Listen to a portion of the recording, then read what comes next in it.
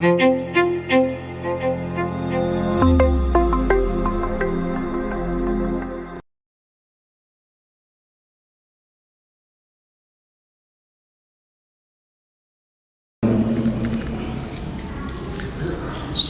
warahmatullahi wabarakatuh.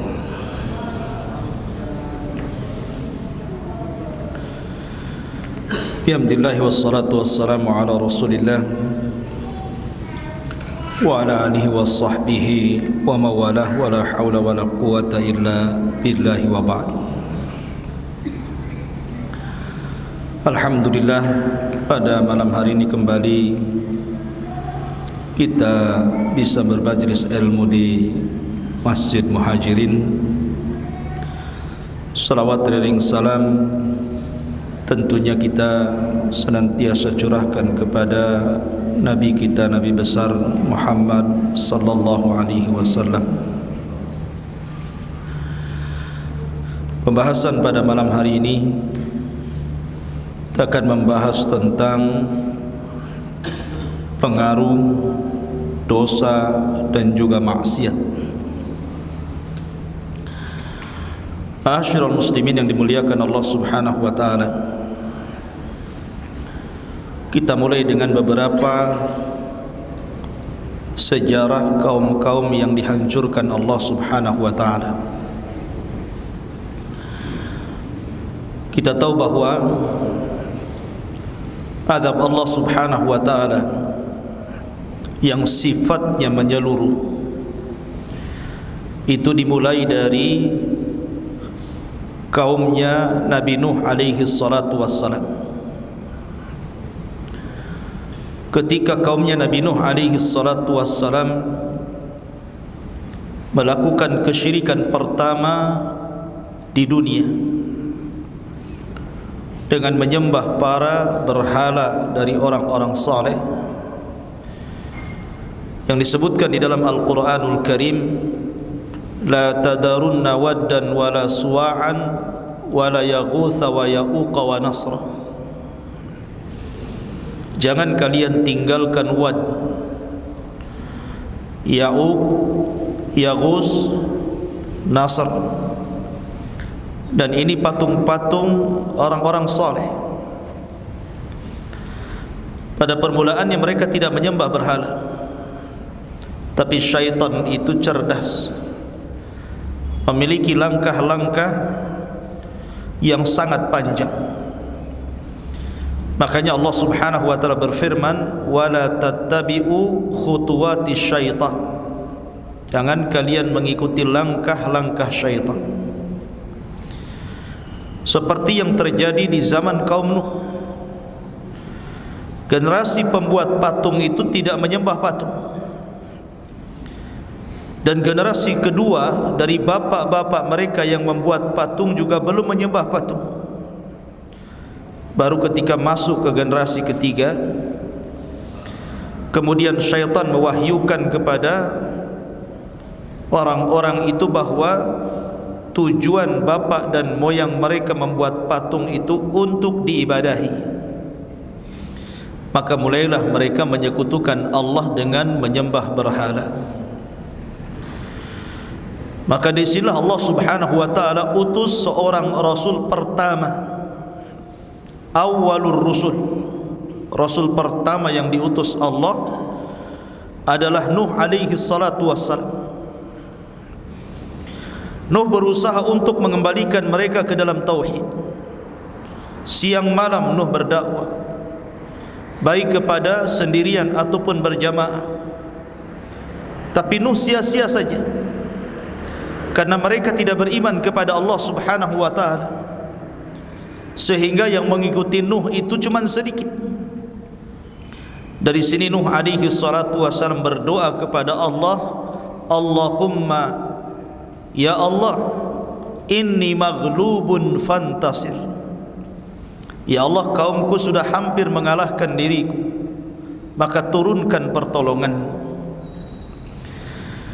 Maka karena kaum Nuh sudah melampau kepada Allah dengan kufur dan melakukan kesyirikan, melampau kepada nabinya dengan cara mendustakan seluruh seruannya, Maka Allah azab kaum Nuh dengan cara menggabungkan dua air langit dan bumi, kemudian disertakan angin tufan dan meluluh lantakkan seluruh kaum Nuh, dan Allah tenggelamkan. Tidak ada satupun yang selamat kecuali Nuh dan orang-orang yang di kapalnya.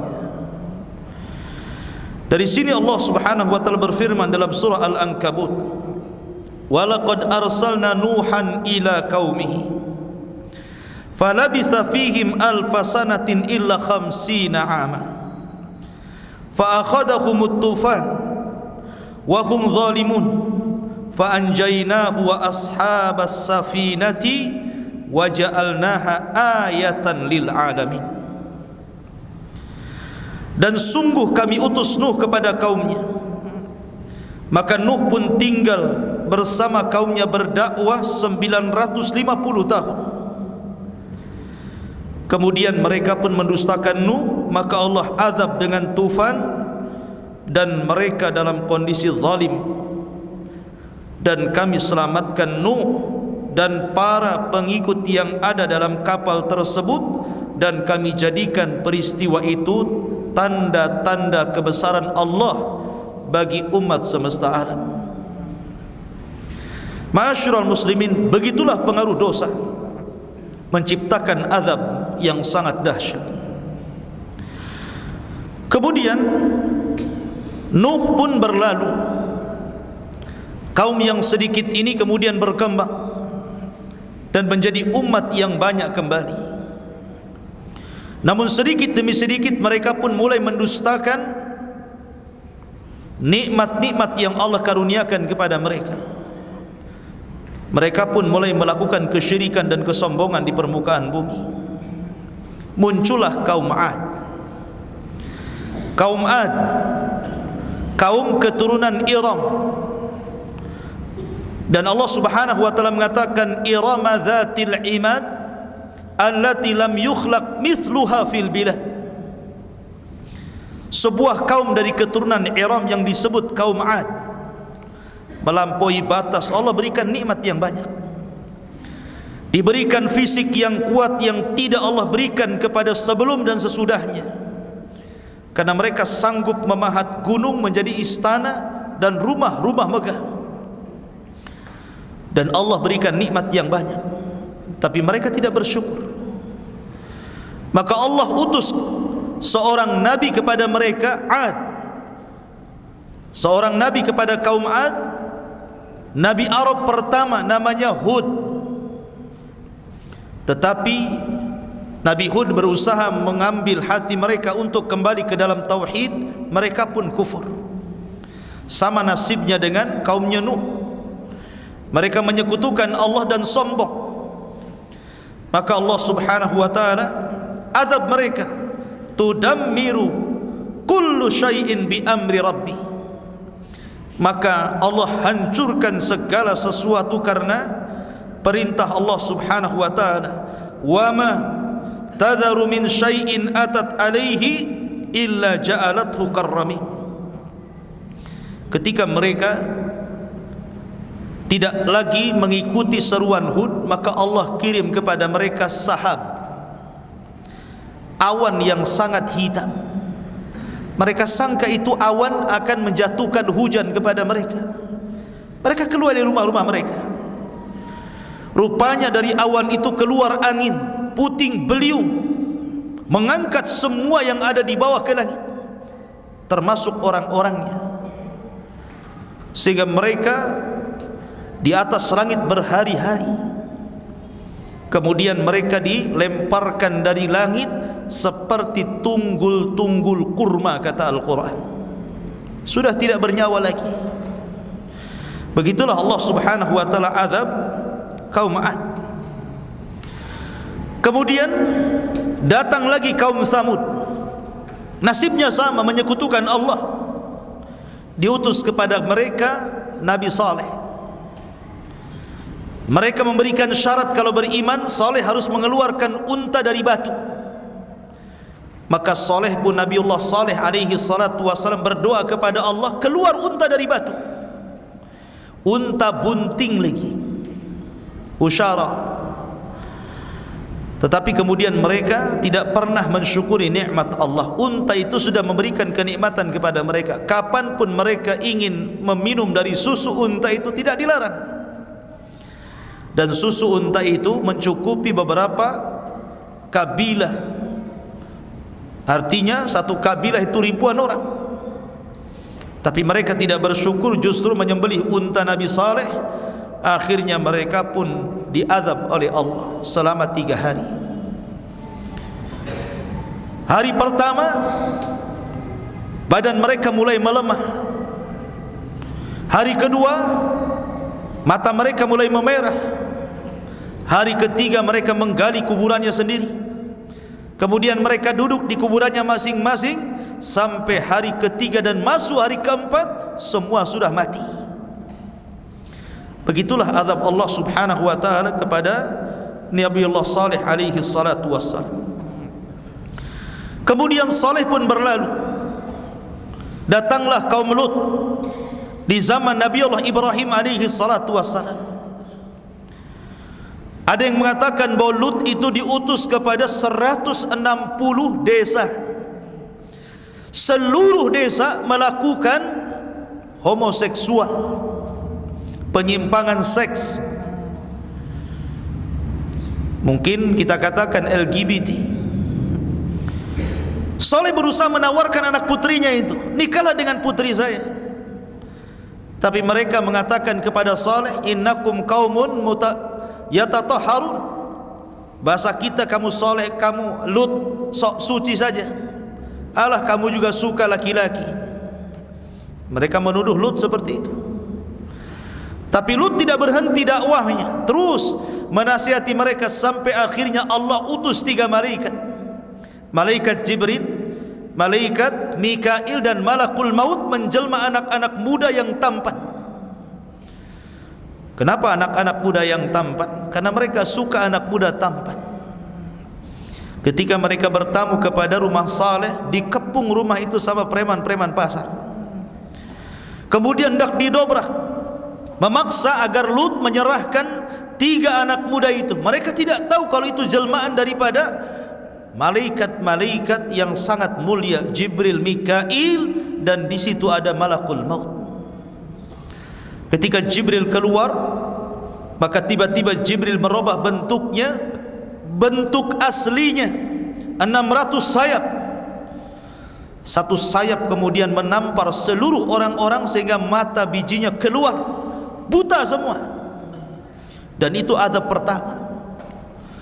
Kemudian azab kedua, tiba-tiba kemudian Jibril marah, kemudian menancapkan satu sayapnya dan mengangkat seluruh desa itu. 100 lebih desa diangkat dengan satu sayap Jibril. Allah Subhanahu wa taala berfirman, falamma jaa amruna ja'alna 'aliyaha safilaha wa amtarna 'alaiha hijaratan min sijil mandud musawwamatan 'inda rabbika wa ma hiya minadh dhalimin biba'id. Tiba-tiba desa-desa itu diangkat ke langit. Cukup? Tidak.